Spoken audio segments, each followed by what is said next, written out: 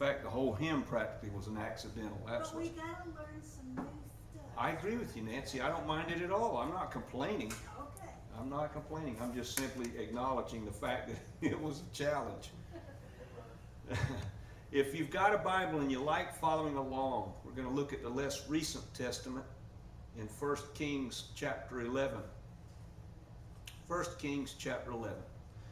You know, one of the things that the Bible takes great advantage of, Jesus did it, Paul does it, all of the writers do it to some degree or another, and that is they take advantage of the literary device called a metaphor. And that is to take something of a comparison that's not really a valid comparison and use it to illustrate an idea. For instance, I might say, it's as flat as a dime. Well, we know that something's very flat. Dimes are kind of flat. And we're metaphorically referring to that. Or Jesus says, I am the door. Well, obviously, we know we're not talking about wood and hinges. So it's a way of describing something. And the Bible's full of those. One of the metaphors the Bible uses is that of floating. Just floating. Not being directed in any way.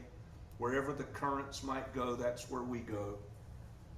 And let's face it, you and I as believers in North America, we're not being hunted down because we're believers. We're not being arrested. Stormtroopers don't burst through the doors on Sundays. We don't have to close all the blinds at night here when we meet to make sure no light gets out. We're instead imprisoned by other things. We're imprisoned by our successes as a country and the fact that we're so wealthy that we have no concept of what it is to live in some of these countries where just that day's food is a miracle. We don't know what that's like. And we're hunted down by consumerism constantly. I mean, everything in the world just appeals to, I'm totally subject to that hunting process. I mean, I see something that's advertised like a piece of musical equipment. I think, boy, it'd be nice to have that. So, when it comes to the things of God, all of these pressures, the consumerism and the fact that we are so successful, tend to rob us of that sense of purposiveness in pursuing God. It becomes all too easy to just kind of float along with whatever's going on. And with Solomon, we're going to find out this has been going on for a very long time. So let's look at 1 Kings chapter 11. I'll begin reading in verse 1. Solomon fell in love with many foreign women. Now there's the understatement of the century when it comes to a biblical statement. Besides Pharaoh's daughter, including Moabites, Ammonites, Edomites, Sidonians, and Hittites. They came from the nations about which the Lord had warned the Jews. You must not establish friendly relations with these people. If you do, they will shift your allegiance to their gods. But Solomon was irresistibly attracted to the women. He had 700 royal wives and 300 concubines. The wives had a powerful influence over him. And there's another great understatement in the Bible. I guess they would. So when Solomon became old, his wives shifted his allegiance to their gods. He was not wholeheartedly devoted to the Lord his God as his father David had been. Solomon worshipped the Sidonian goddess Astarte and the detestable Ammonite god Milcom. Solomon did evil in the Lord's sight. He didn't remain loyal to the Lord like his father David had. Furthermore, on the east hill of Jerusalem, Solomon built a high place, an altar for the detestable Moabite god Chemosh, and for the detestable Ammonite god Milcom, which we'll look at in the sermon in just a moment. He built high places for all of his foreign wives so that they could burn incense and sacrifice to their gods. The Lord was angry with Solomon because he had shifted his allegiance away from the Lord, the God of Israel, who had appeared to Solomon on 2 occasions and had warned Solomon about this very thing so that he would not follow these other gods, but he did not obey the Lord's command. So the Lord said to Solomon, because you insist on doing these things and have not kept the covenantal rules that I gave you, I will tear the kingdom away from you and give it to your servant. However, for your father's David's sake, I will not do this while you are alive. I'll tear it away from your son's hand instead. Seems like God doesn't have that limitation of time or resources when it comes to doing things he wants to do. He can take care of it. That's why I say if we won't serve him, then God will come for our children. They'll serve him. So the wisest person who's ever lived has lost his wisdom. Right? There's nothing reflective here of wisdom. And it comes from the fact of something very human, that when we become used to something, we take it for granted. I mean, this thing buzzing behind my head here, it keeps this room at a nice temperature when it's very warm outside. I don't really think about it very much, do you? I don't think about the fact that when I walk into the kitchen, I'm thirsty, I just go like that and drink away. I mean, there are plenty of places in the world that would be like a miracle that you could just go and pull a tap and drink the water. And what happens is these things all begin to, I think very much so, they do me, and I would say that for any of us. We begin to think about these things as just this is the way things are. We don't see the miracles involved any longer. The fact that we turn a switch on and light up a room that's dark. And the voice of God himself becomes drowned out by the fact of the commonness of everything around us that is really miraculous. And it is so easy then to just begin to just float along with the currents that are all around us. Easy. C.S. Lewis says this, and I think he is totally right. You can think whatever you want. If one examines 100 people who fall away from Christianity, how many of them are really persuaded by honest arguments? Most will simply drift away, pulled by the subtlest of tugs. I think that's just 100% correct. So what's happened to Solomon here? Well, this is not something that just happened in a week. This is something that Solomon says in the text, when Solomon became old. This is a long, long process. If you go and read in Kings and Chronicles the record of Solomon's life, you see that Solomon became consumed with all kinds of kingly projects all around. And so the current of his life as a king, coupled up with 1,000 women, began to steer Solomon into a place where that intentional, purposive pursuit of God was no longer part of his experience. And that's just clear. Remember Solomon, he came to inherit the kingdom by means that I'm going to say were pretty shaky. Go back and read how Solomon became king. There were killings involved, right? And so now he's king. Now, that God wanted him to be king seems fairly clear. Well, let's give it that. But once he becomes king, what does he say? He goes to God because he recognizes the enormous burden of being a king. And he says, I'm just a child. I can't lead these people. I need wisdom from you, God, to lead them. And God says, you know what? Because you've asked for wisdom and not riches and everything else, I'll give you all the wisdom like no one's ever had before and the riches to go along with it. So what in the world could happen to a person to whom God appears like that twice, that they would wind up like this? What's going on? Well, it's not that he's been deceived. It's that he's allowed this to happen. He's allowed it. The busyness of life and being king, you think of that as however you wish. 1,000 wives that keep you pretty busy. That plus the decision making and all that goes along with being king and all the building projects and everything else that goes along with this, with Solomon's life, has taken God and placed the pursuit of God in the very back hindmost portion of Solomon's life. That's all there is to it. Solomon became syncretistic. Now you might say that's a big 50-cent word. What does that mean?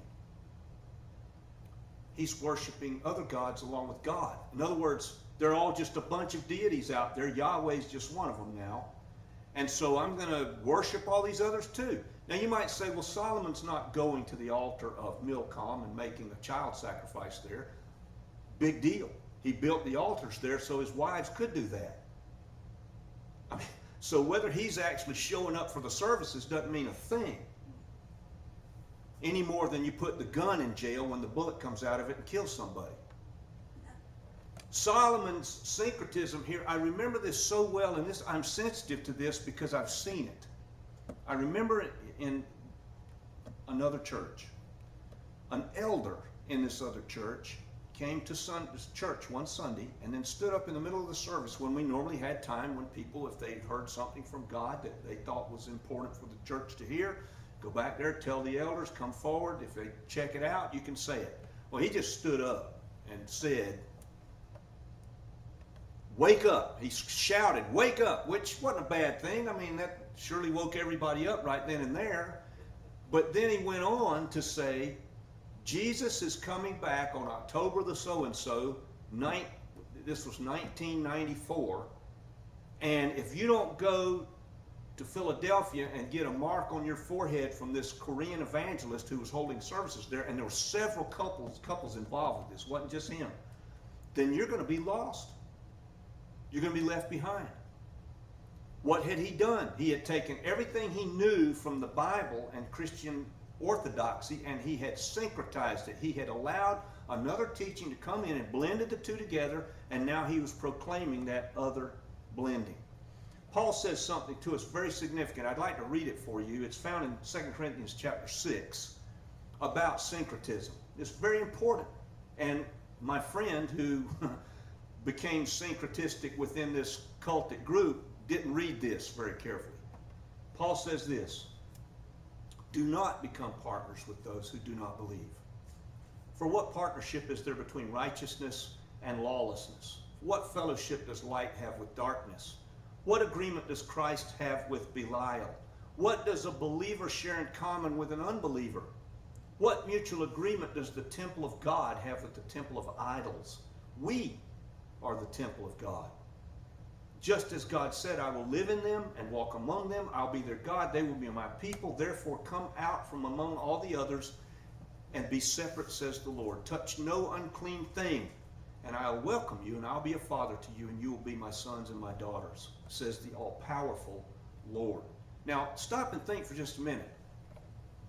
Solomon had something more than this. He had something more than this text from Paul. He had two direct face-to-face encounters with God. And now a third one. Now a third one. How do I know that? Solomon had no prophet. Go back and read the record of Solomon. There's no prophet in Solomon's court. So Solomon's hearing from God directly. It's not like some big wind has just swept Solomon up and now he's deceived, or that he's adopted these other practices, or that he's condoning these idols being worshipped in the kingdom. He knows better. What's happened is all of these circumstances from the time when he started to be king till now have caused him to just start to float along with the current. Whatever the current was, 1,000 wives, that's a pretty strong current. And he's started to float along with them. And now God comes to him in this text. But how does God come to him? When God came to Solomon the first two times, God came as a companion, friend, confidant, Lord. Now God comes to him as the great police officer, the enforcer, who's going to make sure that Solomon pays a price for this. Now you may say, or some may say, well, that seems kind of harsh. Poor Solomon. Right. Well, let's stop and consider what Solomon's doing. You see, I mentioned earlier on, you have two deities mentioned, Chemosh and Milcom. They are absolutely synonymous. The people groups in that region, in the Mesopotamia, they worshipped deities that were the same. They just had different names applied to them, and their traditions, their languages were different, and so these names would be applied to them in different ways. Milcom and Chemosh are the same deity as Molech. How do you worship Molech? You sacrifice children in the fire. Solomon built an altar to these deities, and what are they going to do? He's built a place for his wives or concubines to sacrifice children in the fire. So it's more serious than just believing funny things.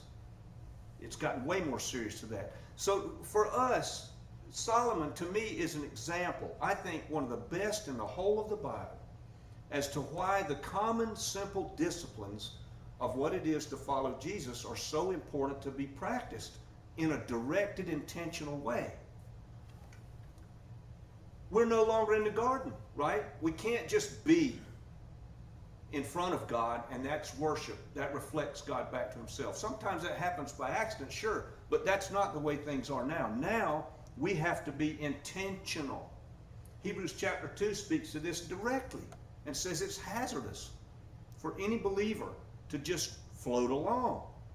There has to be an intentional pursuit of God. The reason is because until the effects of the floating along show up, we're unaware of them. Just like Solomon. Do you think Solomon was conflicted about building an altar to Molech? I don't think so at all. I think he just floated along with the current till that seemed like the right thing for him to do. So he was not aware that he was defying God until God came to him in this text and said, here's what's going to happen to you. You've left me for a long time, and now this is what's going to happen. And it was worse. It wasn't just bad for Solomon. That's the part that really, I think, is so tragic here. It was bad for the people because the kingdom became divided after Solomon. He has no idea that anything's wrong until God has to show up as the enforcer to tell him. Wow. There are people all over. I meet them. They know the Bible, I'm going to say in terms of chapter and verse, better than I do. They can quote it. They can talk to me about some of the stories. And yet when you sit with them long enough, you realize some of these people don't have a relationship with God at all. They've got a lot of factoids. They could take a box, go to the Walmart and buy Bible trivia and probably win. But that doesn't mean they're born again. That doesn't mean they have a relationship with him. How many Bibles? How much familiarity? G.K. Chesterton said this so well. He said, do you and I think that Solomon didn't know the law? I don't think that for a second. I think Solomon knew it better than any of us.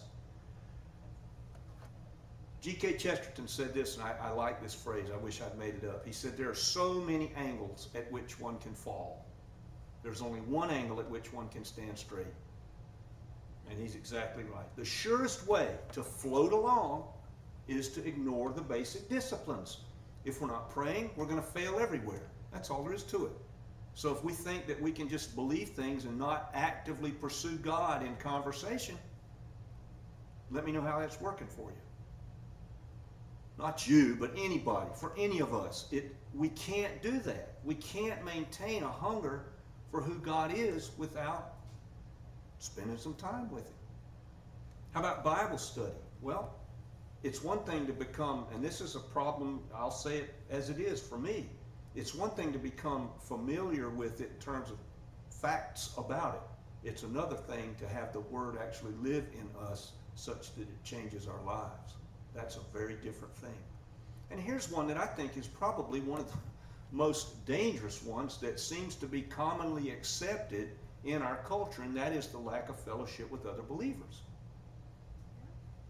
There's a lot of places to sit in here, right? Why are none sitting in those places? Well, because this aspect of who a person is as a believer just isn't that important for them, perhaps. I don't know that that's the case, but gee whiz. When I see the statistics in North America as to what attendance has become, it seems like it's not really important for a lot of people. And then, if we're not in here, then how is it that we're going to then be involved in other people's lives where God can use us or use them for us? It just won't happen. There's no friction there. I mean, if I don't see other people who believe and have conversations with them, I don't know what's going on. They don't know what's going on with me. So what's going on with us, with North American Christianity? Well, it just seems like it's generally looked at as just that kind of thing that's not that essential. And I'm kind of bored with it anyway, and there are other more interesting things for me to do and be, kind of like Solomon. Lots more interesting things to do than to pursue God. You know, you got 1,000 wives. I mean, you just pick the time of day and say, hey, wonder how Joan's doing. Let me call Joan into the palace. I mean, when you stop and consider the universe of opportunities that Solomon had, read Ecclesiastes. There was nothing that could be tried under the sun that Solomon didn't try. Nothing. So, why do we think then that this is such an allure for us? Well, the allure is there all around us all the time. And sometimes I think we just don't recognize it. Take YouTube, for instance. YouTube is an interesting place, but it's also a place where things become more and more and more outrageous in order to get us to click on whatever's there. TikTok is the same. Of course, for me, TikTok, since I don't want to be involved with the communist Chinese, I avoid that one. But nevertheless, the videos become more and more and more outrageous. Movies become more and more and more bombastic and incredible. Everything has to be more. And there's a reason for that, because the more then draws us away from the simplicity of spending time with God or thinking about God and our relationship with Him. Even the 24-hour news cycle. Is the 24-hour news cycle really informing us, or is it just noisy? I'll leave that for everybody to figure out for themselves. Think about this for just a minute. What did Job do when Job was in the ash pile, scraping with a piece of pottery at the sores that were all over his body? What did he do? First of all, he hung out with his 4 friends, 3 friends at first and then a 4th one. And what did they do? They talked about God. Job talked back and forth with them about the Lord while he was scraping at the sores. He wasn't bored. He wasn't just looking for something to do. We move through this world with things. I'll give you an example here, and you think about this however you like. Maybe this is some of your experience as well. I meet and have over the years met with people who were in situations where they couldn't do, they were perhaps infirm, very extremely elderly, and I might sit with them and hear the same story every time I went. Now, from the perspective of a purely human response to that, you'd say, oh man, not again. But that wasn't how it felt, because there was a calling involved there. In other words, things become boring. Things become uninteresting because we're not interacting with God. And I'm not saying you. I'm just saying this is a human thing. If we're not intentionally pursuing God in relationship, then we're not called. And if we're not called, those things that we might do, like be in here, or go to visit somebody, or interact with somebody in here about something that's going on in their life, is just going to become boring to us. It's not going to be interesting. And what will happen to us? We, just like anybody, will start to, like Solomon, float along with the current, wherever it takes us. And I promise you, the current's not going to take us to God. It's not. The currents of this world will always strive to move us away from God. You know how I know that? Jesus said it well. The God of this world is coming, and He finds nothing in me. He finds plenty in us, right? The God of this world finds plenty in us. Satan is busy, and he finds plenty to work with in us. S.A.L. Nettleton, you may not know who that is. He was part of the Great Awakening in Europe, the First Great Awakening. And he said this, I love this. He said, I know of nothing better than to keep my eyes on my own sinfulness. Now, how does one do that? The only way you can do that, the only way anybody can do that, is to keep their eyes on the Lord and say, wow, look at God and then look at me.